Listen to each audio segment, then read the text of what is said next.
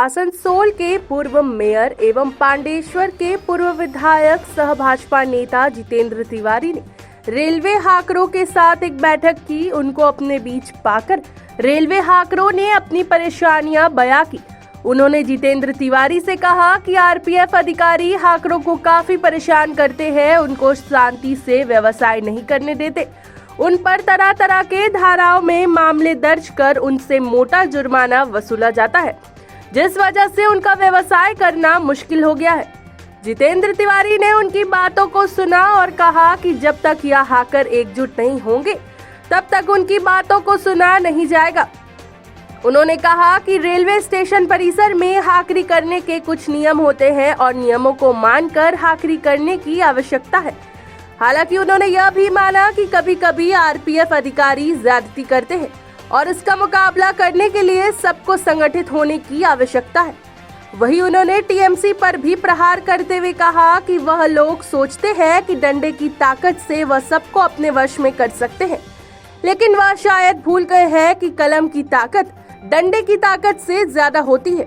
और इसी को दर्शाने के लिए 28 दिसंबर को आसनसोल नगर निगम के सामने विरोध प्रदर्शन किया जाएगा। उन्होंने इन हाकरों को भी उस विरोधी प्रदर्शन में शामिल होने का आह्वान किया।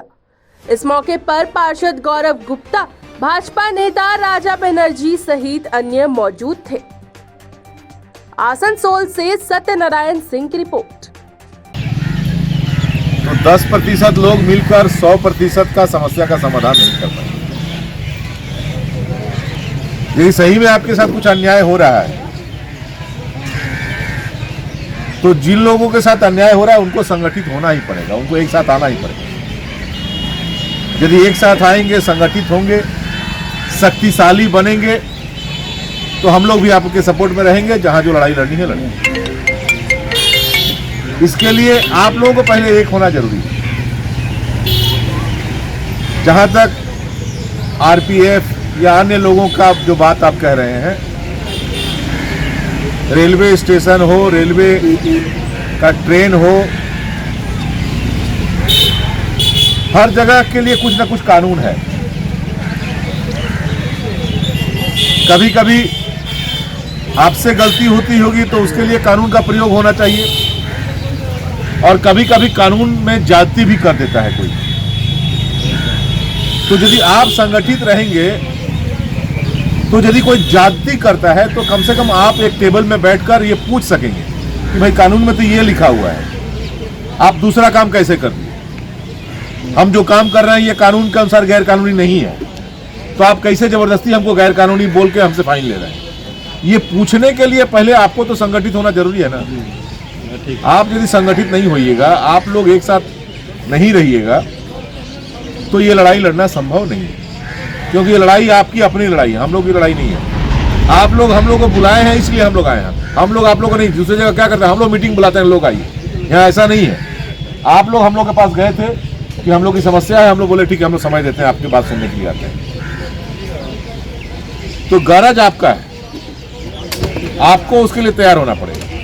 हाँ, इतना जरूर हम लोग वादा करते हैं कि यदि आप लोग ठीक से मजबूती के साथ अपने आप को तैयार कीजिएगा तो हम लोग का जो सपोर्ट लगेगा हम लोग देंगे। लेकिन ये करके दिखाना आप लोग को। अब तो आप बता रहे हैं कोई 30 साल से, कोई 40 साल से हॉकरी कर रहे हैं, तो कहीं ना कहीं ये भी बड़ा दर्दनाक स्थिति है कि इतना आदमी को और कुछ नहीं मिला तबे ना हॉकरी किया, रोजी रोटी का कोई उपाय नहीं मिला, तब ये काम करना पड़ रहा है। क्यों रोजी रोटी का उपाय नहीं मिला, कोई इस पर भी थोड़ा सोचना जरूरी है। इसके लिए कौन जिम्मेदार है ये भी थोड़ा सोचना जरूरी है। और आपका जो होना है हो गया। आपको ये भी सोचना है कि आपके बाद वाला जो जनरेशन है उसको ये प्रॉब्लम नहीं फेस करना पड़े, कम से कम उसको इसमें नहीं आना पड़े। पढ़ के लिख के वही ऐसा जगह में जाए कि उसको रोज आरपीएफ दौड़ा रहा है, रोज जीआरपी दौड़ा रहा है, रोज फाइन दे के निकल रहे हैं, ये जिल्लत की जिंदगी उसको कम से कम नहीं जीना पड़े। उसके लिए भी कुछ सोचने की जरूरत है। खाली अभी के लिए सोचने से नहीं हो जाएगा कि आज हमको छोड़वा दीजिए, हमको पकड़वा दीजिए, मेरा फाइन काम करवा दीजिए। इससे आपका जिंदगी का समस्या का समाधान नहीं होगा। लोग जो मीटिंग किए हैं, किस कारण से मीटिंग किए हैं?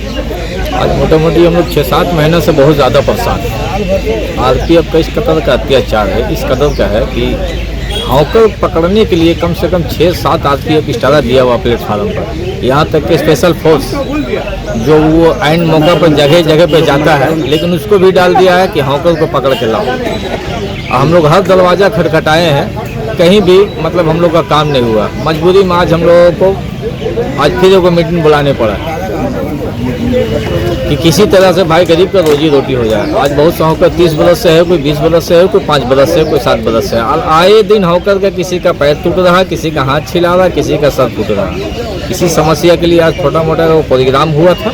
बंटी भैया, आने वाले दिन में एक और बड़ा प्रोग्राम होगा। कितना करके फाइन लगाता है ये लोग जब ये पकड़ते देखिए, इसका सेक्शन का कोई माँ बाप नहीं है। इंस्पेक्टर पकड़ता है तो कभी 2600, कभी 1600, कभी 1050 फिन लगता है। इंस्पेक्टर अपने से पकड़ा तो ये 30 बरस का हॉकरी में हमने कभी नहीं देखा है कि 3 तारा का इंस्पेक्टर हॉकर आके पकड़ता है। लेकिन ये वाहिद 2 इंस्पेक्टर है, एक बारिक और एक देवनाथ, जो पर्सनली आके इंस्पेक्टर हॉकर को पकड़ता है। और उसके चलते सिपाही फिर परेशान रहता है, भाई इंस्पेक्टर आ रहा है, भागो तुम लोग, भागो तुम लोग। वही भाग दौड़ने में किसी का हाथ है, किसी का पैर है, आए दिन छिलाते रहता है, आए दिन, जिसकी वजह से हम लोग बहुत ज़्यादा परेशान हैं। आज किसके साथ बैठक की आप लोग? आज हम लोग बीजेपी के जितेंद्र तिवारी साहब से बैठक हुआ, हमसे उनको अपना समस्या बताएं हम लोग, ये बात है। तो वो अपना बताए हैं कि ठीक है, आप अपना जनसंख्या दिखाइए, फिर हम देखते हैं। तो हमने उनको कहा था कि ये ऊपर से ऑर्डर है, तो ऊपर में तो बीजेपी है, तो हमने बीजेपी को लाया है। लेकिन कौन है भाई, देखते जरा हम भी, मेरे सर पर तो कोई बोलने वाला नहीं है। आप सर आइए जरा सा, आप समझिए।